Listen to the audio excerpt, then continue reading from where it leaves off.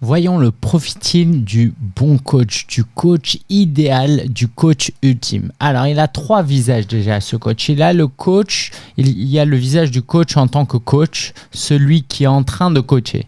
Mais si tu me permets, le bon coach, c'est aussi celui qui est dirigeant d'entreprise. C'est un bon dirigeant. C'est un bon directeur, même si ça peut t'aider. Et c'est aussi un bon visionnaire. Alors, ça veut dire quoi? Bon, déjà, c'est un bon coach. C'est quelqu'un qui a de l'empathie, qui n'est pas dans le jugement, qui est à l'écoute, qui se forme en continu. Et quand j'entends se former en continu, c'est pas forcément pour être un meilleur coach, mais c'est aussi pour être un meilleur dirigeant et un meilleur visionnaire. Qui est sympathique, qui a une capacité à improviser et qui est humble. Alors, juste, je reviens sur ça parce que je sais qu'il y a beaucoup de confusion chez les coachs qui enchaînent les certifications et les formations. L'idée, là, c'est de se former pour des bonnes raisons. Pas pour nourrir ses insécurités, pas pour compenser son manque de légitimité. Et aussi, formation, ça ne veut pas forcément dire sur les bancs de l'école. Okay, les gens se forment et progressent en dehors de l'école. J'ai même envie de dire que la plupart des choses qu'on apprend, on apprend plus de choses en dehors de l'école qu'à l'école. En tout cas, c'est ce que je te souhaite. Et c'est aussi ces raisons-là qui me poussent, si jamais tu es coach non certifié, à te dire que tu es légitime pour coacher. Pourquoi? Parce que un coach qui n'est pas certifié et qui a 30 ans d'expérience de vie, admettons, voilà, tu as 50 ans, tu as 40 ans, tu as 30 ans, tu as vécu pendant 30, 40, 50 ans et tu as fait beaucoup de choses.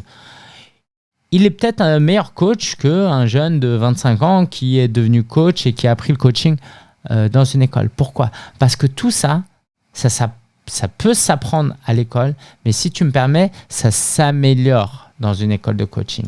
Ce n'est pas à l'école de coaching que tu vas vraiment apprendre ça. Donc, que tu sois certifié ou non, déjà, sois rassuré sur le fait que tu peux être un excellent coach. Moi, pour ma part, je ne suis pas certifié. J'ose penser que je suis plutôt un bon coach. Maintenant, chacun a son avis, mais je peux te garantir que d'avoir passé du temps avec des centaines de coachs, je n'ai pas forcément vu de corrélation entre un coach certifié qui est un meilleur coach qu'un coach non certifié. J'ai surtout vu une différence entre ceux qui étaient déter, qui avaient vraiment envie d'aider, et qui avait l'humilité et qui avait toutes ces qualités-là, qui devenait du coup un bon coach et certifié ou non. Voilà, si ça peut t'aider et te rassurer. Si tu n'es pas certifié, j'espère que ça va t'encourager à passer à l'action. Et du coup, si tu es certifié et si tu ne l'es pas, je t'invite surtout à mettre un accent sur ces 2 prochaines parties parce que si ça c'est négligé, tu peux être le meilleur coach au monde, tu seras un peu comme un très bon musicien qui joue dans le métro. Okay, j'ai rien contre un musicien qui joue dans le métro, mais ce musicien-là aspirait peut-être à jouer au Stade de France. Et il finit dans le métro parce qu'il n'a pas su diriger son entreprise. Tu es un entrepreneur. Tu le sais puisque tu as rejoint ce programme, mais je me permets de te le rappeler. Et quelques rôles qu'un entrepreneur, qu'un dirigeant d'entreprise doit incarner, c'est qu'il doit être un marketeur, un vendeur, un financier, un planificateur et 3 petits points. Ok.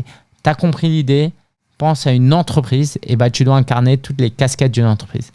Peut-être que ça te met de la pression et peut-être que ça te met en joie en te disant « Waouh, c'est trop cool, je veux faire plein de choses ». Dans tous les cas, sache que tu es au bon endroit parce qu'on va parler de ces choses-là durant les prochains modules. Et puis, je voulais faire un point aussi sur le fait d'être visionnaire. Je t'invite à être ambitieux. Ambitieux, ça ne veut pas juste gagner des millions. Ambitieux, c'est sur tous les aspects de ta vie. Ambitieux dans ton business, dans l'aspect financier de ton business, dans l'aspect marketing, impact, vente, leadership, mais aussi dans ton équilibre vie pro, vie perso. Bref, d'être ambitieux dans tous les domaines qui te tiennent à cœur. Donc, l'argent en fait partie, mais ce n'est pas du tout lié uniquement à l'argent.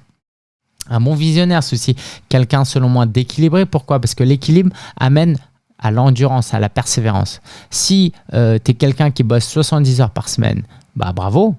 Mais combien de temps tu vas tenir? Alors que si tu as une vie plus équilibrée, je peux penser que dans 10 ans, 20 ans, tu seras encore là et que tu ne vas pas faire un burn-out. Un bon visionnaire, c'est aussi quelqu'un qui sait anticiper les choses. Le dirigeant, il va planifier. Le visionnaire, il est là plus pour anticiper. Et puis, c'est aussi un bon leader. Avec son équipe, avec ses prospects, avec ses clients, ses prestataires, ses partenaires. Et puis, je mets 3 petits points parce qu'évidemment, je ne me permettrai pas de te dire que c'est une liste exhaustive de toutes les qualités d'un bon entrepreneur, d'un bon coach, d'un bon visionnaire, d'un bon dirigeant. Mais néanmoins, tu vas retrouver ici, selon moi, le 20-80 d'un excellent coach.